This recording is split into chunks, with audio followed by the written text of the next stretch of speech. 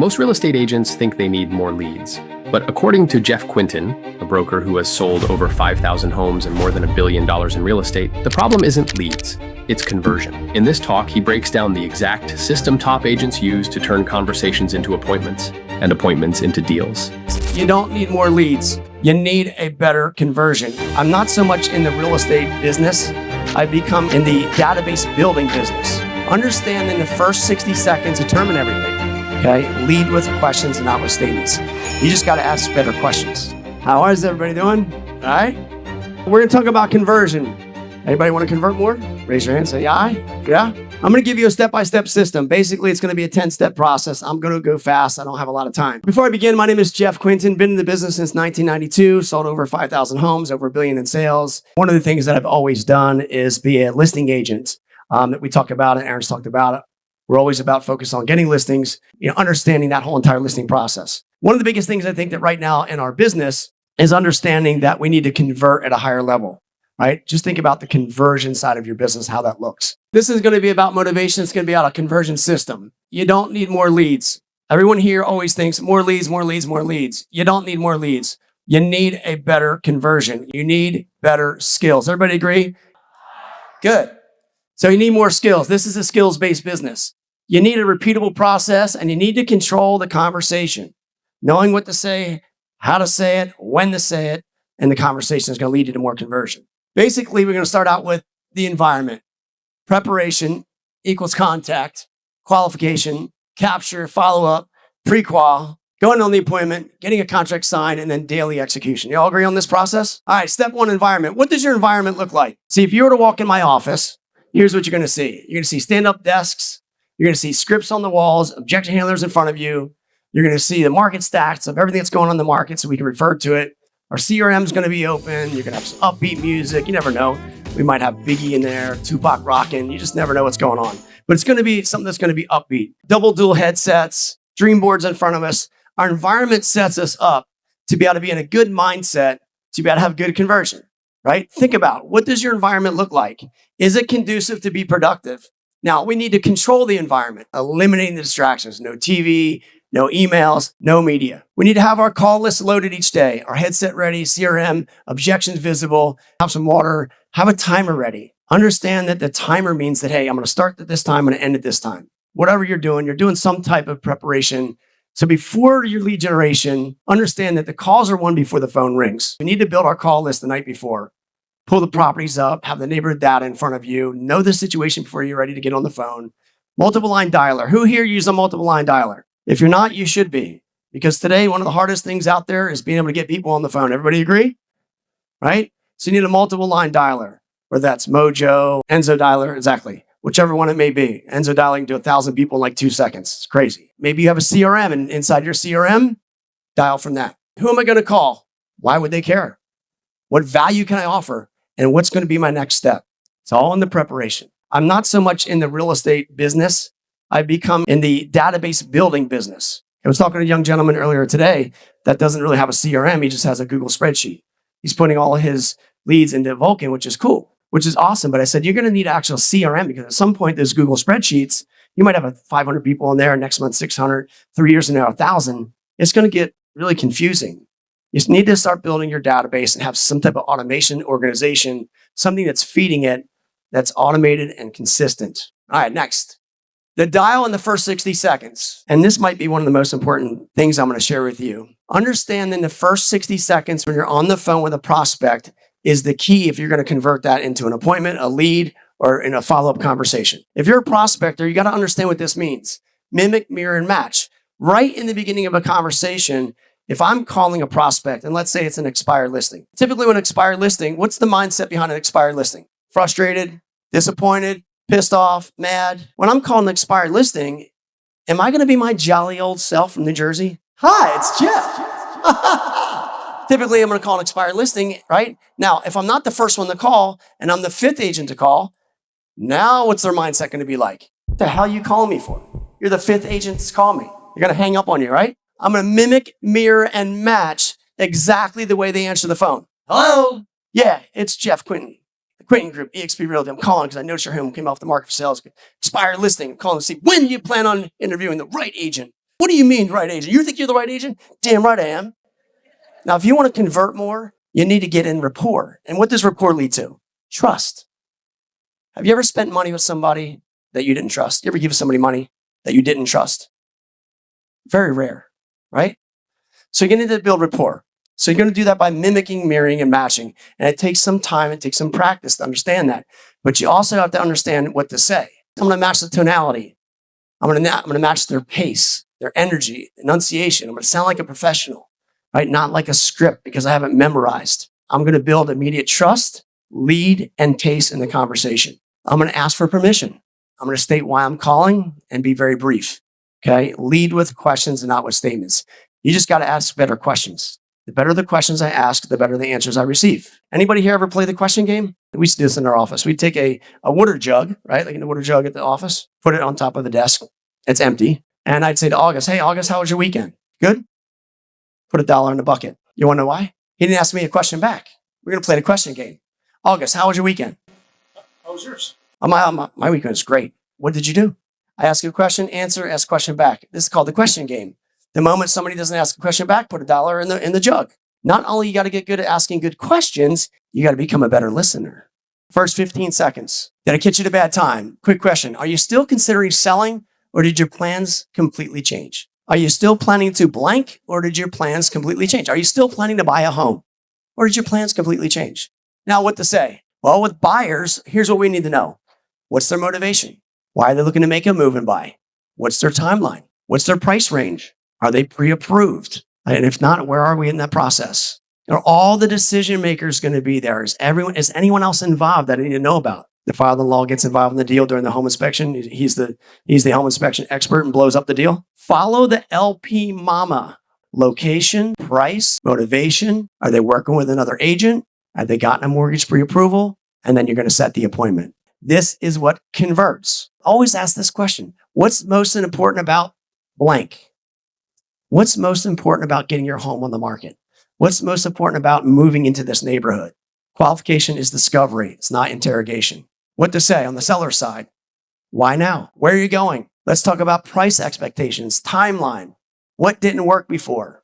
And if they were, what stopped your home from selling? What's most important about you getting this home sold? If you ask the right questions, you get the right quality answers. We've got the right environment, right? We start making some calls. We're all jazzed up. We've already pre-qualified our leads. We feel good about it. Now it's about, okay, how do we capture these leads and organize them? So we got to make sure we get everyone's full names, phone and email, property address, and then make some notes. We want to make sure that we're putting these notes in our CRM or somewhere so you can go back and relate to them. It's nice to be able to see the notes so that when you follow up with somebody, you remember the conversation and relate back to whatever the conversation was. Do it right away.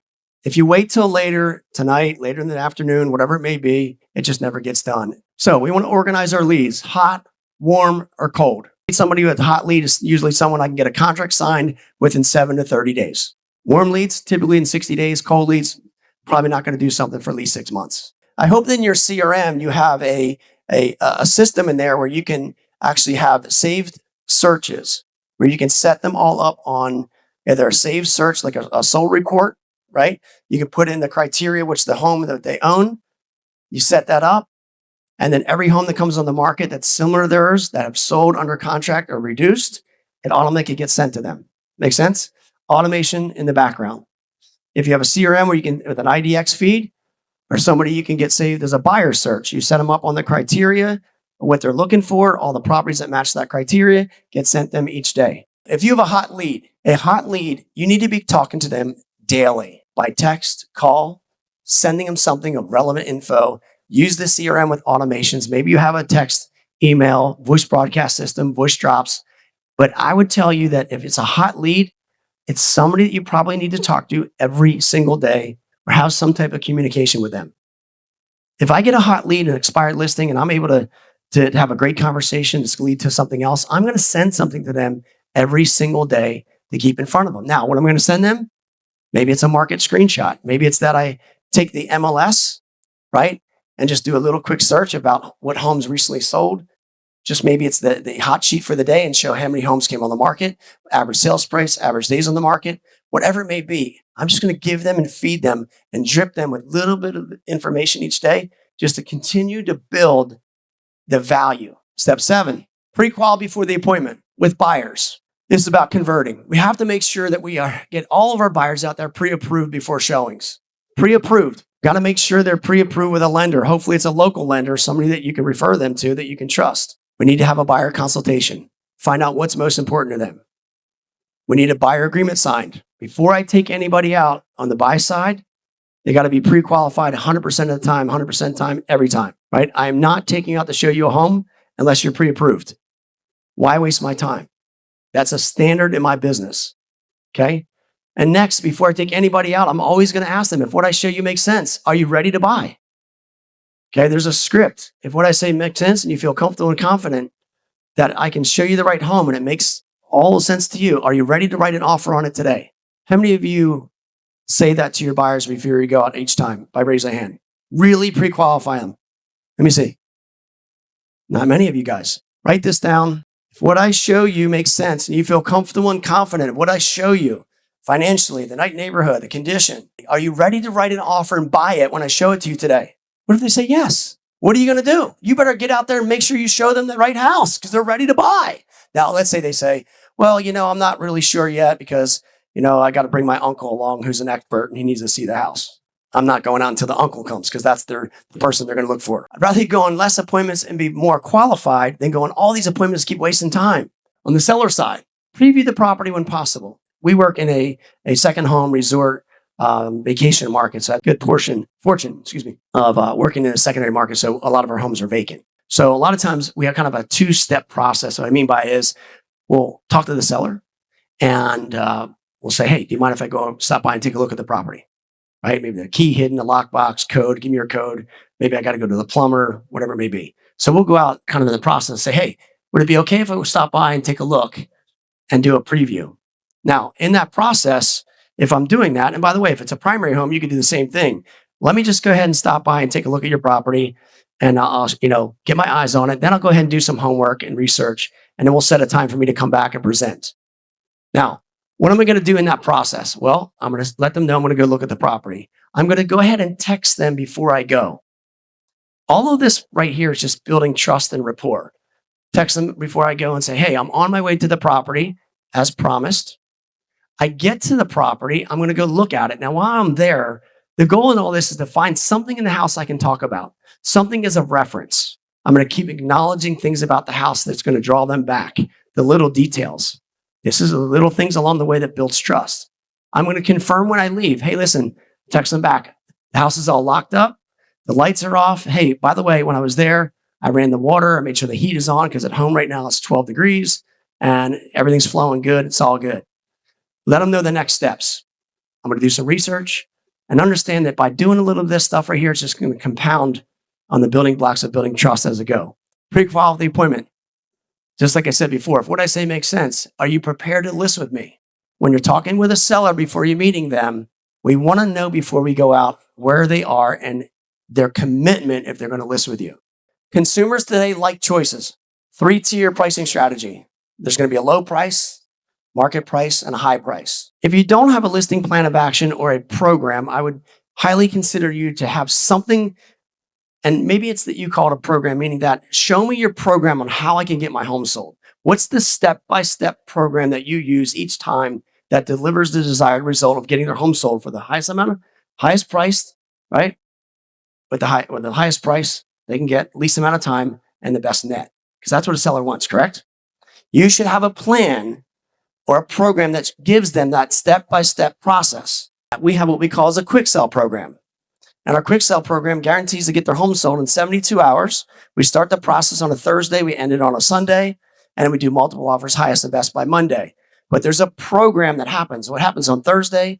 MLS, photos, staging, everything gets launched. We hold off all the showings on Friday, only for specific pre-qualified exclusive buyers. We open it up only on Saturdays with showings between 10 and 2 and 2 to 4. Exclusive times only. We have buyers tripping over each other. No showings on Sundays. Highest and best on Mondays. It's a program. It's completely laid out. Different than everyone has. They say to me, seller says, what are you going to do to sell my home?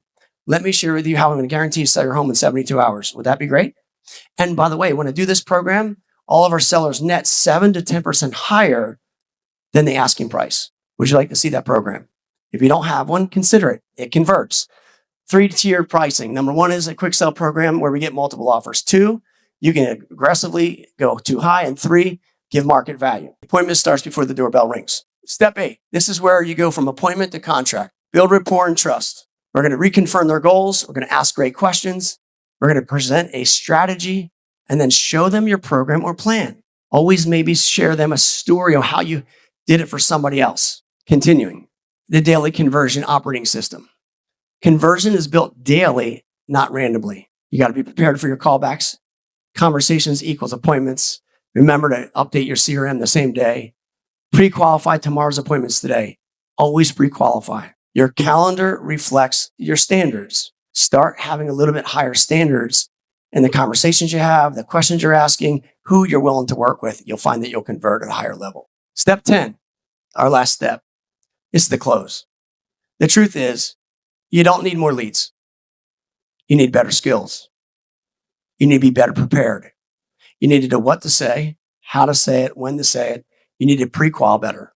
I ask everybody here to make one commitment and do this for the next 30 days with no shortcuts, no excuses.